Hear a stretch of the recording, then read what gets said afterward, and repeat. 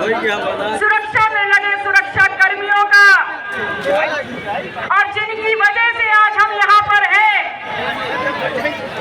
ऐसे लोकसभा कौशाम्बी के प्रत्याशी नरेंद्र सरोज के साथ साथ आप सभी का बारंबार धन्यवाद देती हूँ, शुक्रिया अदा करती हूँ और स्वागत करती हूँ।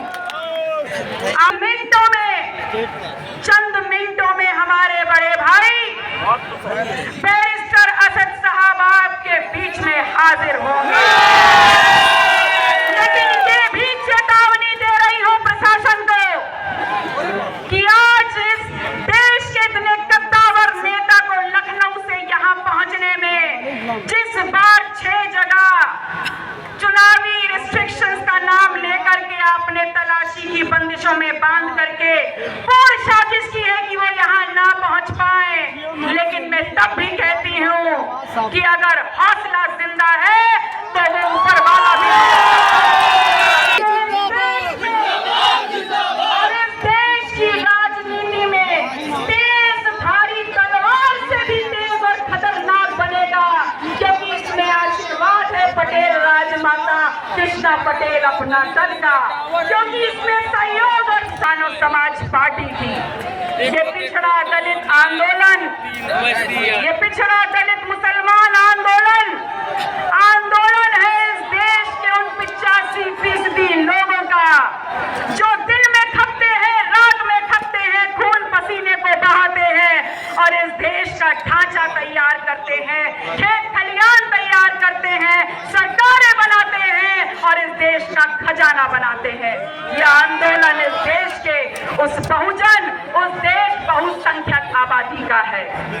और ये लोग क्या कह रहे हैं, अगर मेरे आने से पहले नहीं आए हैं तो एक ही थाली के चट्टे बट्टे, एक कहते हैं कि हम बीजेपी एनडीए गठबंधन है, हमें वोट दे दो, हम आपकी किस्मत और इस देश की दिशा बदल देंगे। And to my surprise I am failing to understand when the definition of development in the entire world is not changing। मतलब मुझे समझ में नहीं आ रहा है कि मैं कैसे समझूं, जब दुनिया के किसी कोने में एक दशक 10 साल में देश के विकास की परिभाषा नहीं बदलती, तो 2014 में जो आए थे वो 2024 में देश की परिभाषा कैसे बदल रहे हैं।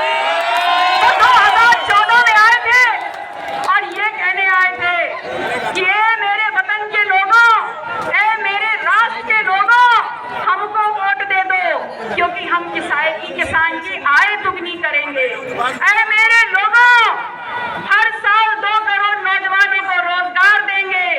ए मेरे देश के लोगों, हर घर में 15-15 लाख पहुंचेगा। ए मेरे लोगों, हर घर में शिक्षा और दवाई पहुंचेगी। और जब ऐसा हम कर पाएंगे तब देश विकसित हो जाएगा।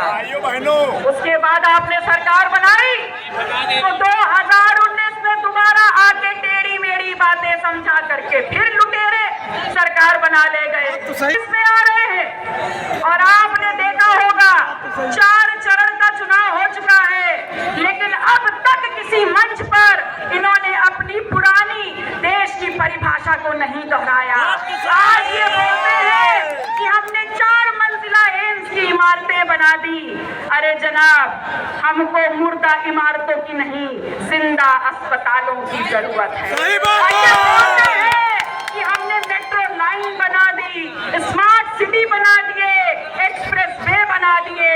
तो जनाब, अगर आपने इतना सब कुछ कर दिया है तो आप ये भी बता देते कि हम और आप जो यहाँ उपस्थित है और जो दूर दराज से मेरी बात सुन रहे हैं, जब हमारी जेब में आना कौड़ी पाई नहीं रह गई है, टुकैया साइकिल मोटरसाइकिल नहीं रह गई है, तो एक्सप्रेस वे पे कौन चलेगा, सांड और बिजार।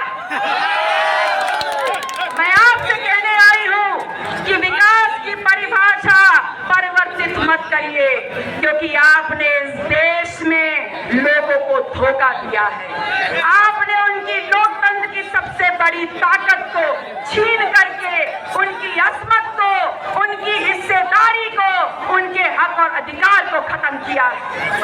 अब आइए जरा दूसरी तरफ घूम जाते हैं, थाली में दूसरा